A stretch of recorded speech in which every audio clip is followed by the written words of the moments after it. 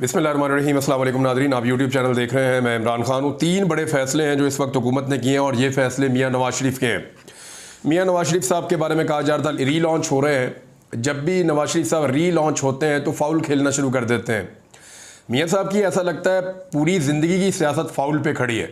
वो हमेशा एस्टेब्लिशमेंट की गोद में बैठकर सियासत करते रहे और जब भी कभी उन्हें गोद से उतारा गया तो उन्होंने चीखना चिल्लाना शुरू किया, लोगों को कहा मैं इनकलाबी बन गया हूँ, और जैसे ही दोबारा उनको गोद में असर आई तो वो वापस चढ़ के गोद में बैठ गए।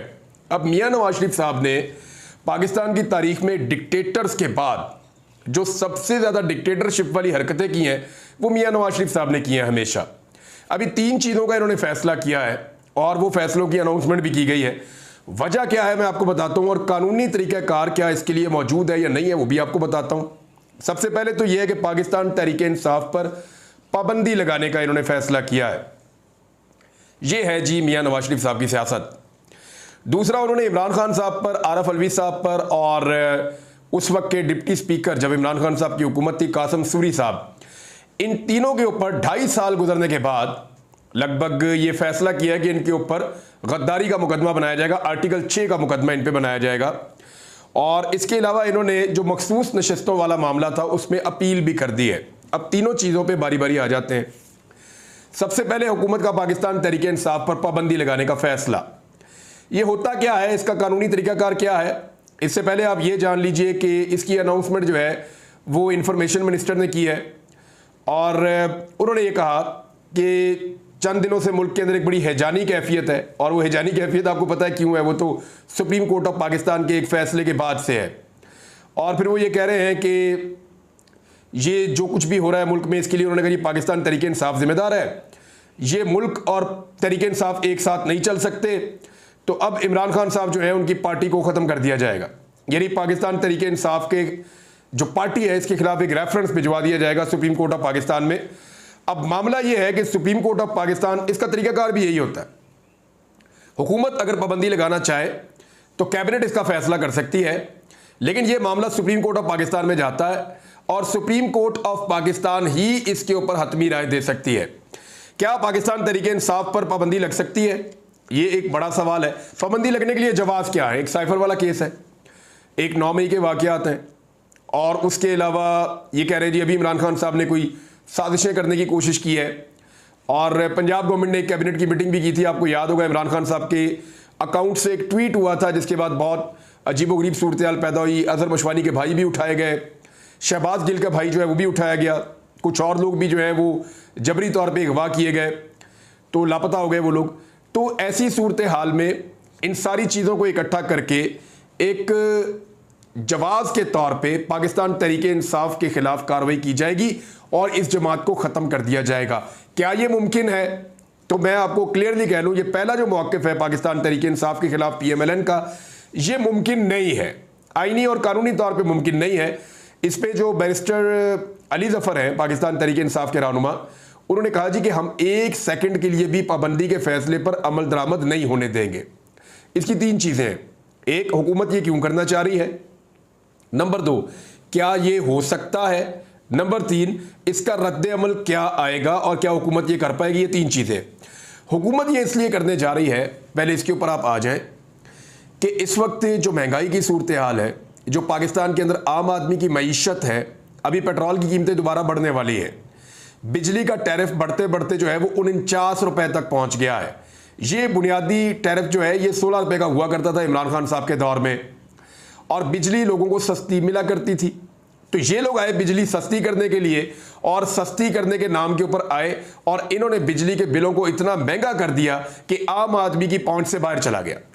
और इस किस्म का आम आदमी को बिजली का इन्होंने टीका लगाया, वादा करके आए थे कि 300 यूनिट तक जो बिजली इस्तेमाल करेगा उसको बिल ही नहीं आएगा, 0 लिखा हुआ आएगा, और ये हमारी तरफ से तोहफा होगा आवाम को। तो आवाम को इन्होंने ऐसा तोहफा दिया कि हर आदमी जो है वो बिल को पकड़ता है हाथ में और कानों को हाथ लगा के इनको बदवाएं देता है, झोलियां उठा उठा के। ये इन्होंने हालत कर दी आम आदमी की। गैस के बिल इन्होंने दुगने से ज़्यादा कर दिए, महंगाई इन्होंने इतनी ज़्यादा बढ़ाई कि 40% तक उसको ले गए, और अब तो ये डाटा भी जो है वो जारी नहीं करते महंगाई का। ये हालात कर दिए हैं। जो चीज़ें थोड़ी बहुत सस्ती होती थी इमरान खान साहब के दौर में, उनको इतना महंगा कर दिया कि आम आदमी की पहुंच से बाहर चली गई। किसान की इन्होंने कमर तोड़ दी। अब क्योंकि इन्होंने मईशत को डबो दिया है, IMF की शराइत इनको बार बार माननी पड़ रही है, दबाव इनके ऊपर बड़ा शदीद है, क्योंकि इनके केसेस माफ किए गए हैं, इनको NRO 2 दिया गया है, इनको जेलों से निकाल के इक्तदार इनको दिया गया है, तो इनको सारी बातें माननी भी पड़ती है। यानी जिस तरह की इनको हुकूमत मिली है, जिन हालात में इनको हुकूमत दी गई है, अब ये कठपुतलियों की तरह सारी बातें मानने के लिए भी राजी हैं, चाहे इनको एस्टेब्लिशमेंट कहे, चाहे इनको इंटरनेशनल एस्टेब्लिशमेंट कहे, चाहे इनको IMF अपनी उंगलियों पे नचाए। तो ये IMF की उंगलियों पे नाच रहे हैं। अब मामला ये है कि या तो मीडिया तवज्जो दे इस महंगाई की तरफ, आम आदमी के हालात की तरफ, तो इससे बेहतर है कि ये क्या कर रहे हैं कि मीडिया की तवज्जो भटकाओ, ऐसे इश्यूज को लेके आओ कि सोशल मीडिया पे वो डिस्कस हो। तो मेरी सब लोगों से ये गुजारिश है कि पाकिस्तान तहरीक इंसाफ कहीं नहीं जा रही, और ये गद्दारियों के मुकदमात, बड़ी कहानियां पहले भी हमने सुनी है, इनके अंदर भी कुछ नहीं होने जा रहा। फोकस वहीं पे रखेंगे। इन्होंने पाकिस्तान की मईशत को तबाह कर दिया, ये निकम्मे हैं, नाअहल हैं, इन्होंने पाकिस्तान की इकोनॉमी को तबाह बर्बाद करने के बाद आम आदमी की जिंदगी अजीरन कर दी है। और पिछले 2.25 साल के अंदर इन्होंने जो किया आम आदमी के साथ, एक आम पाकिस्तानी के साथ और इस मुल्क के साथ, वो बहुत बड़ा जुर्म उसको करार दिया जाना चाहिए, जो कुछ इन्होंने किया और जैसे फैसले इन्होंने किए, जिनके नतीजे में आज हम कहां से कहां आकर खड़े हो गए हैं। तो पहले सवाल का जवाब आ गया कि इन्होंने ये क्यों किया। दूसरा, क्या ये कर सकते हैं? तो पाकिस्तान तहरीक इंसाफ ने तो कैटेगोरिकली कह दिया कि कानून में इसकी कोई गुंजाइश मौजूद नहीं है। वो कानून की दुनिया से बाहर की बात कर रहे हैं। हुकूमत ऐसी कोई पाबंदी नहीं लगा सकती। उन्होंने बताया कि ये सारे मामला कानून के तहत देखे जाते हैं, वो नामुमकिन सी बात कर रहे हैं। ऐसी अगर कोई हरकत करेंगे तो अदालतें मौजूद हैं और हम भी मौजूद हैं, एक सेकंड के लिए भी इस फैसले पर अमल दरामद नहीं होने देंगे। ये तो है जी पाकिस्तान तहरीक इंसाफ का मौक़िफ़। अब क्या ये हो सकता है या नहीं हो सकता, तो इस बात को आप याद रखिए कि सुप्रीम कोर्ट ऑफ पाकिस्तान में मामला जाएगा। इससे पहले भी पॉलिटिकल पार्टीज को खत्म करने की कोशिश की गई है, लेकिन यह मुमकिन नहीं होता और पाकिस्तान तहरीक इंसाफ को खत्म नहीं किया जा सकता। जजेस ने अपने मुंह से कहा था कि Pakistan Tehreek Insaf was and is a political party. ये एक सियासी जमात थी और ये एक सियासी जमात है। तो नवाज शरीफ साहब की जिद के ऊपर एक पॉलिटिकल पार्टी तो खत्म नहीं हो जाएगी। अब आ जाए आर्टिकल 6 के मामले के ऊपर। ये जो आर्टिकल 6 का मामला है, इसमें हुकूमत का ये मौक़िफ़ है कि जब इमरान खान साहब की हुकूमत थी तो असेंबलियां तहलील की गई थी और उस वक्त इमरान खान साहब ने हुक्म दिया था, कासिम सूरी साहब की रूलिंग भी थी और सदर पाकिस्तान ने उसके ऊपर अमल दरामद भी कर दिया था। अब वो ये कह रहे हैं कि इन तीनों लोगों के ऊपर आर्टिकल 6 का मुकदमा बनाया जाएगा, यानी गद्दारी का संगीन नौइयत का मुकदमा बनाया जाएगा कि इन्होंने आइन शिकनी की है। सुप्रीम कोर्ट को भिजवाया जाएगा ये मामला और इनके पासपोर्ट और शनाख्ती कार्ड ब्लॉक किए जाएंगे, पार्लियामान से करारदाद मंजूर की जाएगी। ये जनाब इनका मौक़िफ़ है। आरिफ अलवी साहब ने तो इसको एक लतीफ़े के अंदर ही उड़ा दिया ना, एक्स के ऊपर एक लतीफ़ा सुनाया घोड़े और इंसान वाला, वो आप जाके पढ़ लें, बड़ा मज़ेदार है। लेकिन मामला ये है कि क्या गद्दारी का मुकदमा बन सकता है और चल सकता है, तो वहां पे भी जवाब है कि नहीं। तो बनाने की ज़रूरत क्यों पेश आई?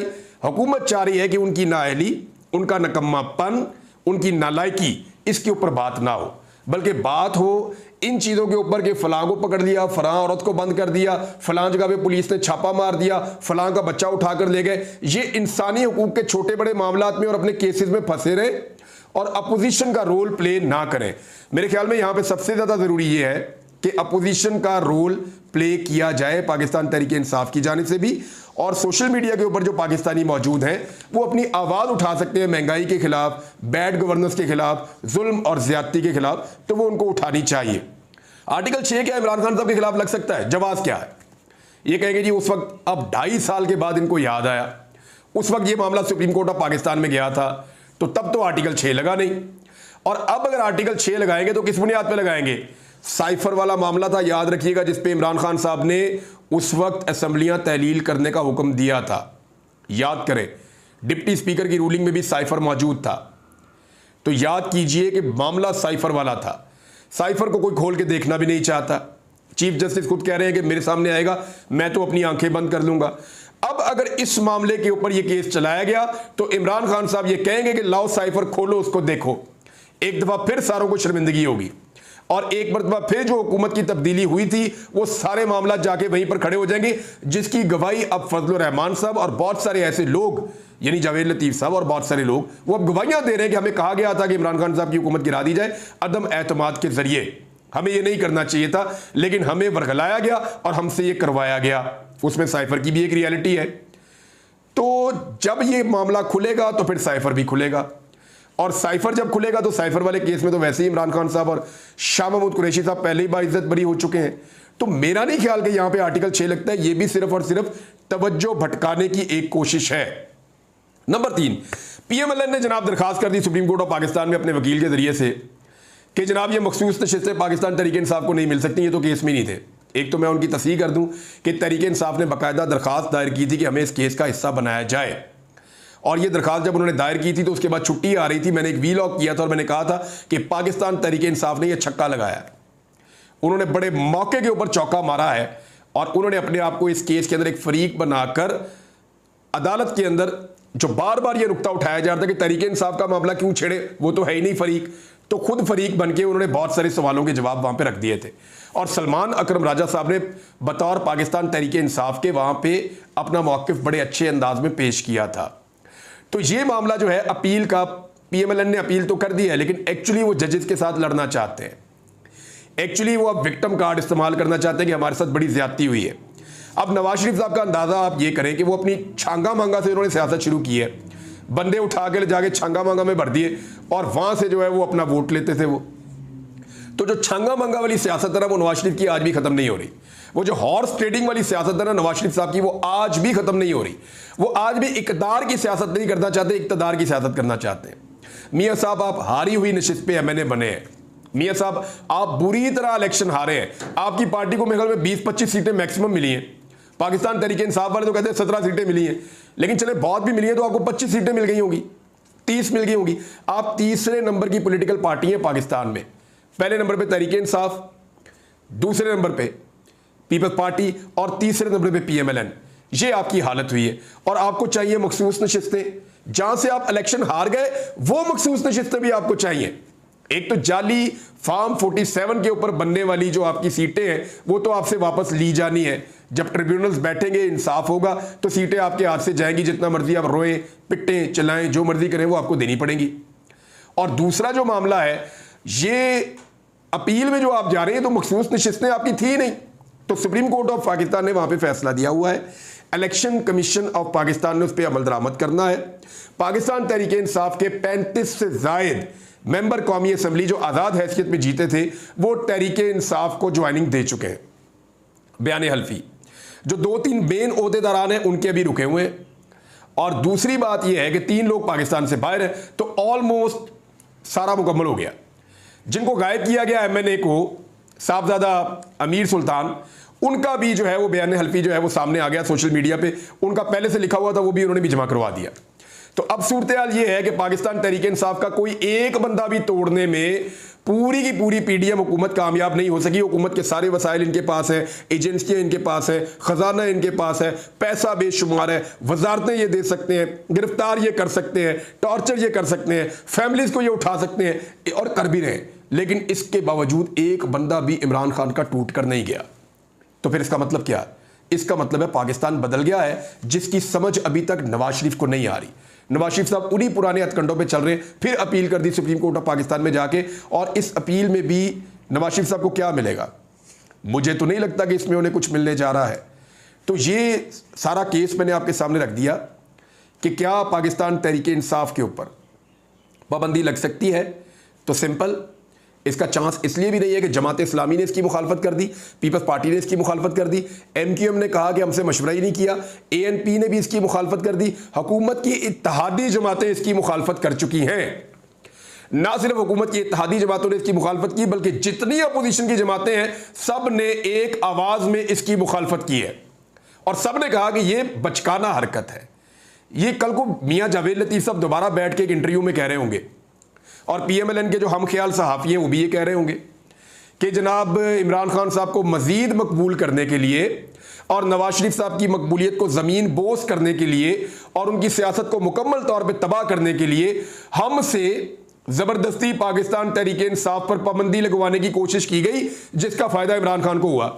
जैसा कि ये आजकल कहते हैं जनाब इमरान खान के मुकदमे भी साजिश है, इमरान खान तक को गिरफ्तार किया वो भी इमरान खान की साजिश है, इमरान खान के बंदों को मारा वो भी इमरान खान की साजिश है, इमरान खान से सीटें छीन ली वो भी इमरान खान की साजिश है। यानी सारा कुछ इमरान खान के खाते में डाल देते हैं और वो कहते हैं जी इमरान खान के हमायती जो हैं एस्टेब्लिशमेंट के अंदर बैठे हुए वो इमरान खान को लाने के लिए लगातार इमरान खान को हमसे मरवा रहे हैं। तो फिर आप ना मारें, ये गंदी हरकतें आप ना करें। PMLN के अलावा कोई जमात इसकी हमायत नहीं कर रही। फजलुर रहमान साहब फिलहाल खामोश हैं, देखते हैं वो इसके ऊपर क्या कहते हैं। लेकिन एक और खबर है सनम जावेद के हवाले से। सनम जावेद साहबा को जैसा कि मुझे रात को शक था, मैंने आपको बताया था कि बलूचिस्तान पुलिस आ सकती है, उन्हें गिरफ्तार कर सकती है।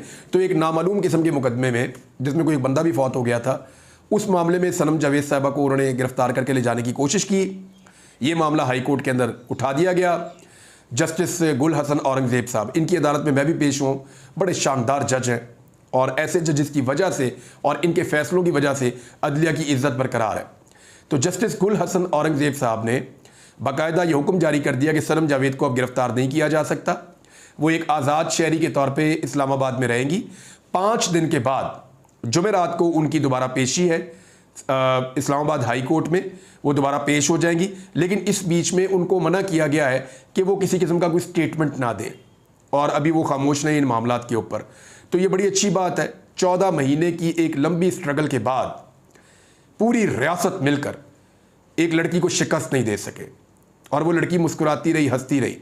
कल उसको उसकी माँ और उसके बाप के सामने गिरफ्तार किया गया, उसके शौहर के सामने उसको तकरीबन 1 दर्जन मरतबा गिरफ्तार किया गया। ये मरियम नवाज साहबा रोला डालती हैं ना कि मेरे वालिद के सामने मुझे गिरफ्तार किया गया। तो मरियम नवाज साहबा को जब गिरफ्तार किया गया तो उनके ऊपर करोड़ों अरबों के इल्ज़ामात थे जिनका जवाब वो लोग आज तक नहीं दे सके। मरियम नवाज साहबा अपनी प्रॉपर्टीज़ का, अपनी चीज़ों का जवाब आज तक नहीं दे सकी। आज भी कैलबरी फॉन्ट वाला जो एक हकीकत है वो उनका मुंह चढ़ा रही है कि उन्होंने फ्रॉड किया था। आज भी उन्होंने कहा था कि मेरी तो कोई प्रॉपर्टी पाकिस्तान में भी नहीं है, इंग्लैंड में भी नहीं है, और वो सारी प्रॉपर्टीज उनका मुंह चढ़ा रही है और इतनी अरबों की जायदादें उनकी निकल आई, वो जवाब नहीं दे सकी कि कहां से बनी है मरियम नवाज। और उनको तब गिरफ्तार किया गया था जब उनके पास जवाब नहीं थे और इस बेगुनाह लड़की को बार बार गिरफ्तार किया गया, इसके बाप और इसकी मां के सामने गिरफ्तार किया गया। लेकिन उसने मरियम नवाज की तरह रोना शुरू नहीं किया, मुंह नहीं बनाया, वो वहां पे भी मुस्कुराती रही और विक्ट्री का साइन बनाती रही। तो एक लड़की को तोड़ने में पूरी की पूरी रियासत की मशीनरी और हुकूमत अभी तक तो नाकाम रही है।